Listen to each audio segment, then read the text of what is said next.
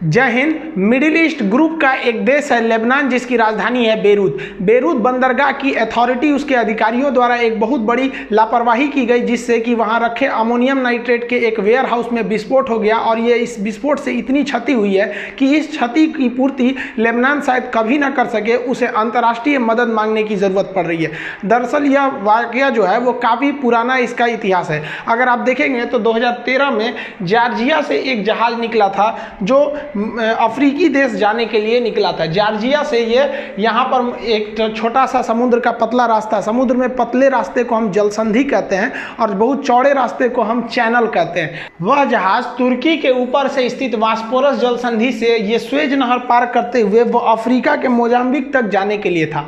लेकिन वो जहाज जो था यहाँ से जब निकला तो खुद ही ये लेबनान की राजधानी बेरूत बंदरगाह पर रुका और वहाँ से वो फ्यूल वगैरह कुछ लिया। लेकिन जब वहाँ रुका तो यहाँ बेरूत बंदरगाह के अधिकारियों ने उसे रोका तो देखा कि इसके अंदर अमोनियम नाइट्रेट है। एक्चुअली अमोनियम नाइट्रेट एक विस्फोटक की श्रेणी में आता है, जिस वजह से वो लोग इसकी प्रूफ, कागजी जांच कहाँ से आया है, कौन ले जा रहा है, इसकी जांच पड़ताल करना चालू किया।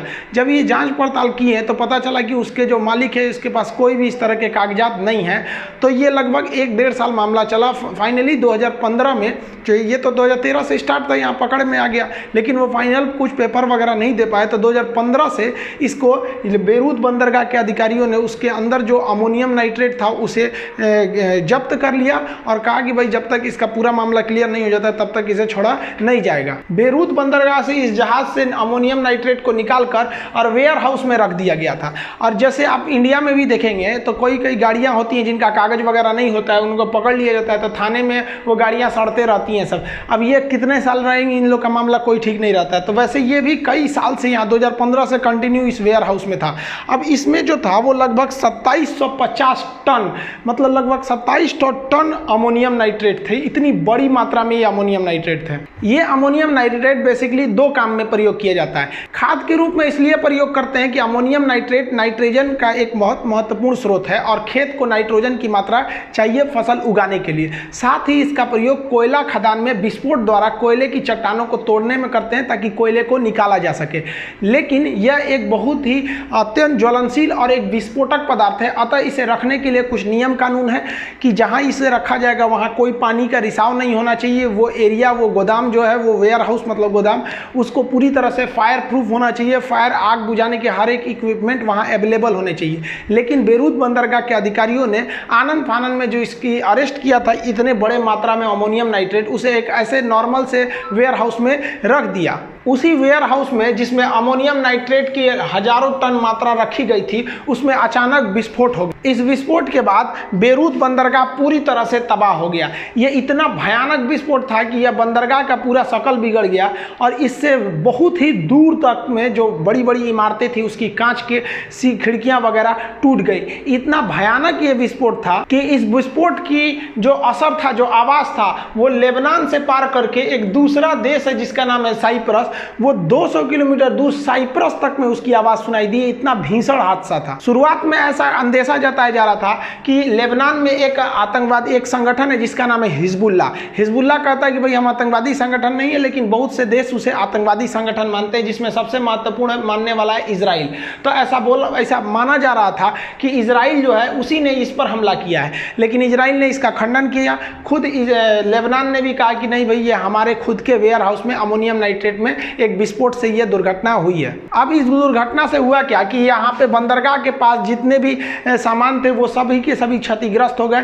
यहाँ पे इसी बंदरगाह के एरिया में जो विदेश से मंगाया गया अनाज का बहुत बड़ा गोडाउन था वो भी ब्लास्ट कर गया। जिस तरह से भारत में FCI की जिम्मेदारी है, वो अनाजों को रखता है, उसी तरह बेरूत यहाँ पर भी पोर्ट पर उतारा गया था जो पूरी तरह से ब्लास्ट से क्षतिग्रस्त हो गया। अब लेबनान को विश्व मदद पर आश्रित रहना पड़ रहा है। बहुत से देश मदद के लिए आगे भी आए हैं और मदद किए भी हैं। विस्फोट से एक और घातक चीज क्या हो गई कि पूरी बिल्डिंगें जो क्षतिग्रस्त हुई तो सड़क पर इतना मलबा गिर गया, जितनी भी कार थे, गाड़ियां थी, वो हवा में उड़ गई थी और सड़क पूरी तरह से ब्लॉक हो गया। सड़क के ब्लॉक होने से एम्बुलेंस को भी लाने में काफी दिक्कत होने लगी।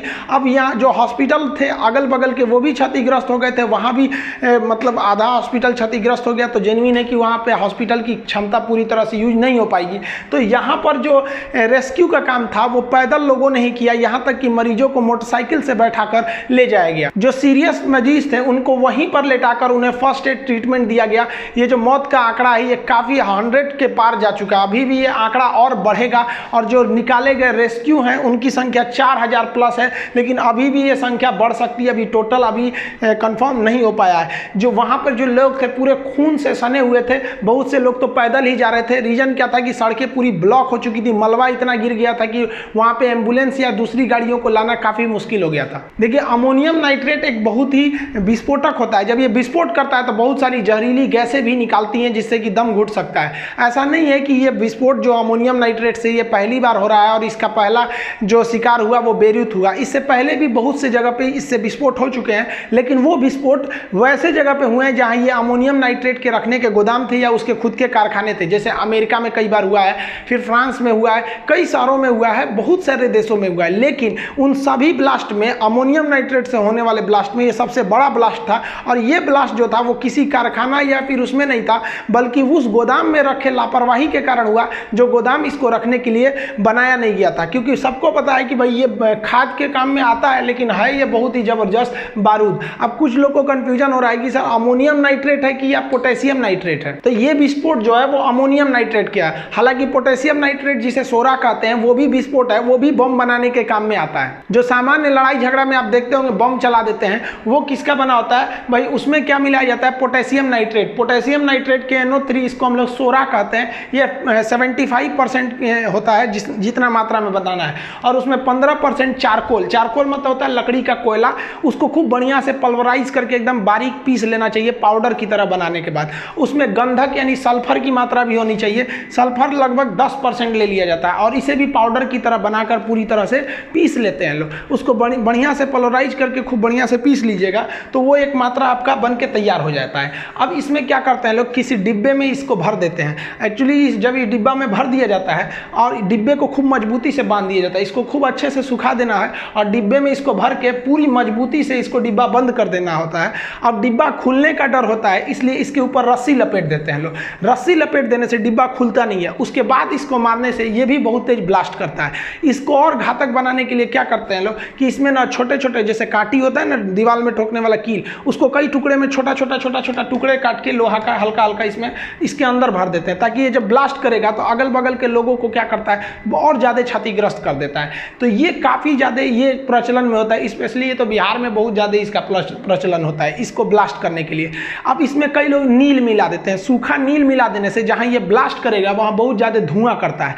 तो धुआं ये चारकोल भी करता है। देखिए, ये जो इसमें मुख्य विस्फोटक का काम करता है वो आपका काम करता है पोटेशियम नाइट्रेट। अब ये जो ईंधन का काम करता है वो चारकोल कर देता है। जो गंधक होता है ये बहुत तेज आग को पकड़ा देता है। और पोटेशियम नाइट्रेट की खासियत क्या है कि ये बहुत ही ज़्यादा मात्रा में ऑक्सीजन प्रोवाइड कर देता है, ताकि उतने ज़्यादा आग को तुरंत लगाया जा सके। क्योंकि आपको पता है कि ईंधन जलने के लिए ऑक्सीजन की ज़रूरत है। तो इस बंद डिब्बे में ऑक्सीजन कहाँ से मिलेगा?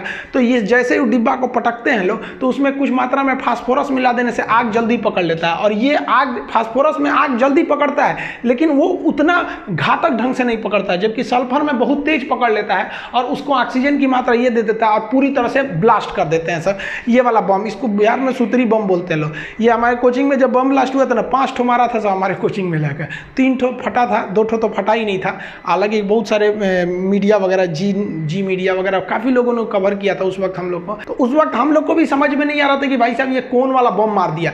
बाद में जब पुलिस आई थी तो पुलिस को बम का जो टुकड़ा दिया गया, एक्चुअली मारा था सब तो एक ठो स्कूटी, तो स्कूटी उड़ गया था। तो वहाँ से जो बम के टुकड़े मिले थे उसको फॉरेंसिक जांच के लिए भेजा गया था। तो उसमें पता चला था कि इसमें पोटेशियम नाइट्रेट वाला है। तो ये वाला जो बम होते हैं सब उसको मारा, ये बारूद होते हैं। अमोनियम नाइट्रेट भी एक बारूद है। तो इसका प्रयोग ज़्यादातर इसमें करते हैं। देखिए ये आपको जो चीज़ हम बता रहे हैं ये नॉर्मल कहीं भी आपको मिल जाएगा। इसका मतलब ये नहीं कि हम आपको बम बनाने का तरीका बता रहे हैं। कुछ लोग वीडियो को, जैसे हम हथियार वगैरह का बहुत ज़्यादा वीडियो बनाते हैं, हमारा उसमें काफ़ी इंटरेस्ट है, तो कुछ लोग कहते हैं कि भाई साहब ये तुम पाकिस्तान और चाइना को बताने में मदद कर रहे हो। भाई साहब इससे ज़्यादा जानकारियाँ उन लोग के डिफेंस एक्सपर्ट और जासूसों को पता रहता है। उतना ही बताता आदमी जो पब्लिक डोमेन में है। आपको नहीं पता है तो आपकी गलती है ना, आप कुआं के मेढक हैं। ये तो नॉर्मल से छोटे मोटे, आप अगर केमिस्ट्री की बुक लीजिएगा तो ये सारी बातें उसमें लिखी गई हैं। तो हम ये नहीं कह रहे हैं कि आपको बम बनाने के लिए। अब हम आपको कलम दे कि लिखो बाबू या घोंप दीजिए आप जाके किसी को, तो हम आपको घोंपने के लिए थोड़ी ना दिए थे, हम आपको जानकारी के लिए दिए थे।